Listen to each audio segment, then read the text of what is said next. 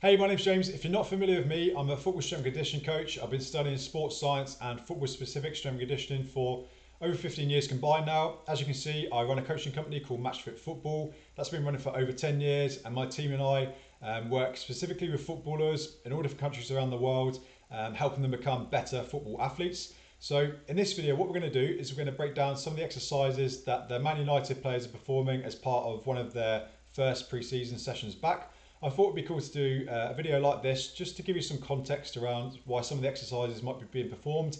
If you're watching this and you're thinking, why is the player doing that? Why are the coaches making the players do these exercises? So to give you some insights on that, how to perform them in terms of technique, so you could potentially add some of these into your own training if you've got the equipment available and you want to do so. So the first thing to mention is that I have no obviously involvement in the planning or delivering of this session. So I don't have full context over the exercises that are selected and the session. So all I can do is give my opinion as to why these exercises will be selected and the benefits and how to perform them as well. But it's all pretty straightforward, so there shouldn't be anything which really catches us out here. So what I'll do is I'll go through each exercise one by one as it appears in the video, and give a full breakdown explaining what we're getting from each of the exercises. So I believe the first one is a vertical single leg hop or jump, okay, performed here. So there's a few things that we're getting from this exercise, and also some things to break down as well in terms of the movement. So what we're seeing here is what we're getting is the player's level of strength and power in that vertical direction, and we're getting it off of each side, so left and right. And it's important to get it from left and right because football is predominantly played as a single leg sport. So if you think about it, when a player is out on the pitch and they're running and they're sprinting, only one foot is in contact with the ground at a time, okay? When a player is striking the ball, one foot is in contact with the ground, the other foot is off the ground.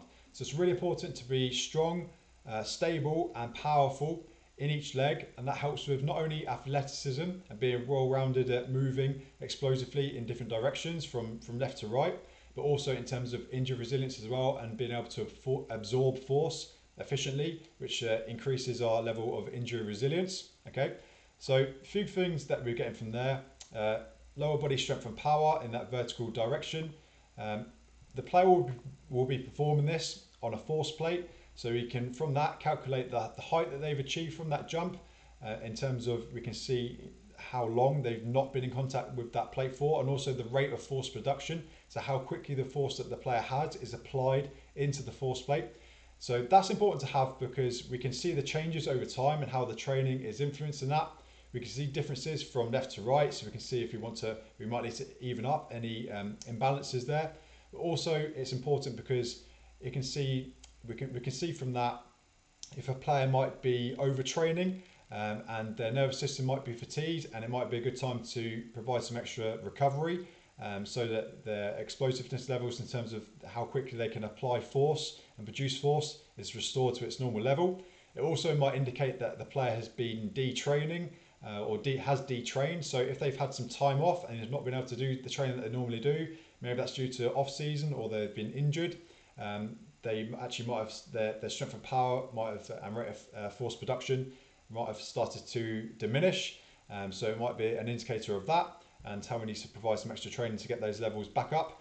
Also, it's useful in terms of returning from injury, so we can look at data from when the player was fully fit prior to injury, where those levels were, and we can then compare that to where they're currently at now, and also how it compares to the other leg right now that isn't injured. So we can see how we need to even up and how we need to improve things in relation to the levels that the player was previously at. That's not only going to help with obviously athleticism and injury resilience, but also mentally, how confident the player is feeling in returning from that injury as well. So those are the things that we're getting from that.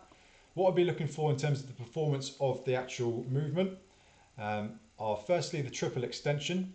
So triple extension, you can't really see it in this video, but that's when the angle at the front of the ankles, the back of the knees, and at the front of the hips, they're all extending. So if we can be explosive with that triple extension, that's going to aid power, our power performance, okay? So I'll be looking at that, how powerful that triple extension is. But the data that we get from the jump height will be a good indicator of how efficiently that is being performed. But also I would be looking at the stability upon landing. Can they stick and hold that landing for 1 to 2 seconds without wobbling? And also I'll be looking straight at that, how the knee, how that moves upon landing. So making sure that knee isn't dropping inwards and that it's tracking over the toes. So I'd like to have the toe weight evenly balanced throughout the foot, and then toes pointing forwards, and I'd like to have the knee tracking forward over the toes as well. A hinge at the hips, so we're helping to absorb that force safely. So those are the few things that I've got from watching that exercise there. Hopefully I've explained that all clearly for you. Now moving on to the next exercise, we've got a very simple broad jump. So the player is just jumping as far as they can in a horizontal direction off of 2 feet and landing on 2 feet as well. So what we're getting from here, it's a good measure of just lower body strength and power. So we can see over time progress with lower body strength and power, and again we can see any changes that might be due to detraining or injury or fatigue, where a player might need a little bit more recovery time to return to previous levels. We can all identify that from the score that we can get here. What I'd also be looking at, the first thing we're measuring is the distance that the player is able to achieve. I'd also be looking at how well coordinated the player is in terms of moving their lower body and their upper body at the same time. Again, looking at that triple extension. So if I can pause it at the right time, that's here. So when the ankle, that angle there at the front of the ankle is extended, the back of the knees is extended, and the front of the hips is extended as well. So that's a good demonstration of triple extension there. And their performance in terms of how far they can jump will be closely correlated to how explosive they are in this triple extension. Okay, so I'll be looking at that back on the video. I'd also be looking at here when they land, making sure again that the knees aren't dropping inwards. Okay, and we've got a nice stable landing and the knees are tracking forwards over the toes. Are they able to stick and hold that landing and decelerate very quickly and be nice and stable for 1 to 2 seconds? Okay, so we'll be looking at all of these things, and also how stable they are in terms of, are they twisting from one side to the other when they land, or are they nice and stable and balanced side to side? Okay, this exercise has a very strong correlation with performance in acceleration and explosiveness when sprinting. So when a player is starting from a standstill and then accelerating off, there's a good correlation here. If you think about it, if I try and pause it at the right time again, if I go back, okay, here, oh, just gone past it a little bit. If you think about it, when you're about to move off into a sprint and your foot is still just in contact with the ground, I'll try and find the right spot for you. Just here, the body is at the same angle there and the foot is at the same angle in terms of the angle that it's applying force into the ground. So that's why if you've got a long horizontal jump, broad jump score, it's a good indicator that you're also going to have good acceleration as well. So just an interesting point there to note. Often the players who can jump the furthest horizontally also have the best acceleration as well. So the next exercise, what we've got here is a counter movement jump. So we're jumping vertically off of 2 feet. So it's just very briefly shown there. I'll show you again. So the hands are on the hips, and that's to limit the involvement of the upper body and the arms in the performance of the vertical jump and the height that's achieved. They'll be performing this on a force plate. Okay, so we can see the jump height which is achieved. Also, again, the rate of force production. Okay, and also we can see here the performance of the stretch shortening cycle. So that's when a player is, so the muscles are lengthening and energy is being stored, and then the muscles and the structures around the lower leg are shortening, and that energy has been released up into that vertical jump. So we can see the performance and how fluid that is as well. And again, we can see the triple extension, though you can't see it here in this example, of the extension at the front of the ankles, the back of the knees, and at the front of the hips there. Nice and explosive through that triple extension. The player is going to achieve a higher jump height. Okay, so that's what we're getting from that. Again, useful to see how that changes over time, making sure that a player is, in peak condition in terms of relating to their previous scores. Hopefully they're the same as, close to, or even better going into the new season. This one here, so simply that the player, this is a bar, an immovable bar which isn't going to move, and the player is going to pull it up as explosively as they can for a few seconds, okay, vertically upwards. So what we're getting from this exercise is it's going to work the whole posterior chain, so all the muscles down the back of the body. This is being measured so we can see the peak rate, the peak level of force that the player is able to produce, how long that force is sustained for in that effort, and also how quickly that force is applied as well. So how quickly they're able to reach that peak level of force. That will all be getting measured from this exercise, with it being connected to their computer system. Okay, so we're getting all of that, but also if you think about the position that the player is in, you can't really see it here. There's a slight bend at the knees, and also the hips are slightly hinged as well. So it's that sort of athletic position that the player will be in out on the pitch, how quickly they can then express force and generate force when they're moving off in different directions. If you think about it, if a player, they could do this by doing a very heavy loaded deadlift, for example, and use the full range of the movement, but they might not necessarily be ready for that. If they've just come back after an off season, they want to start lifting heavy weights straight away, but they still want to get a good indicator of their scores in relation to what's been shown, measured in this exercise here. We can get that from a much safer alternative by using this exercise, which is also connected to the computer system, so we can get the rate of force production from that and the peak force as well. So again, it's just one test. They probably combine it with deadlifts, seeing what a player can achieve through that later in the pre-season training potentially. Okay, on to the next exercise. Again, if you're enjoying this and you're finding this is insightful, then just let me know in the comments and I'll do some more of these exercises.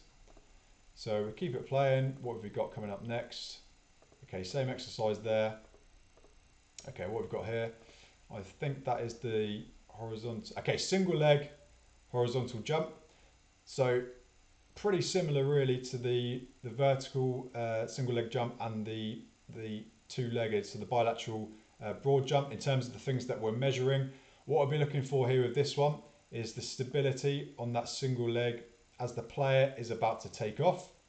Okay, also we'll be looking at differences from left to right in terms of the distance, and also the control when the player lands on that jump as well, in terms of both how the knee is tracking and making sure that it's not dropping inwards. Okay, on to the final exercise. We've got a pull-up test here. So if I had the audio off, you would hear the coach telling the players when to perform their next rep. And we've got an overhand grip, and it's a wide grip as well, compared to if we were doing an underhand narrower grip, which would involve the biceps more, which would aid the movement, be a little bit easier. So this variation just really emphasizes the strength, or focusing on the strength of the upper back muscles more. Okay, by having this hang after each rep, we're removing any momentum that's going into the next rep. Okay, and it's a truer sense of the power that the player has when pulling themselves back up.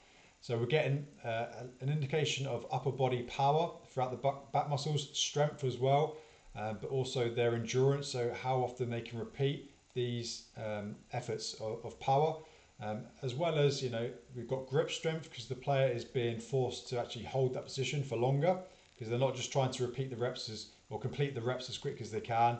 They're having to then hold that position, so it's working on their grip strength as well. And also we'll see, how fluid they are through that movement, how their posture is, whether they're potentially coming up one side more compared to the other throughout that. So if they're symmetrical side to side throughout that movement. So that's what I'm getting from that one. If you found this breakdown useful, if you've got any comments at all, please add them in the comments section below. Be really interested to read your comments. If you've got any videos you'd like me to look at as well, send those videos in the comments, link them in, and I'll go through those videos. Hopefully you found this insightful. Again, this is just something I've made a few quick notes on to go through some of the benefits of these exercises, how to perform them well. So potentially if you want to add them into your own training, you can do that as well. If you'd like to go into more detail with this type of training, then I've added a couple of links below this video in terms of the training program that we run, which is called Elite Football Athlete, and also a book that I've got, which I think you'll find really interesting and insightful, called the Football Fitness Bible. Both of those are linked in the description below this video. But yeah, hope you enjoyed this video, and I'll catch you very soon in the next one.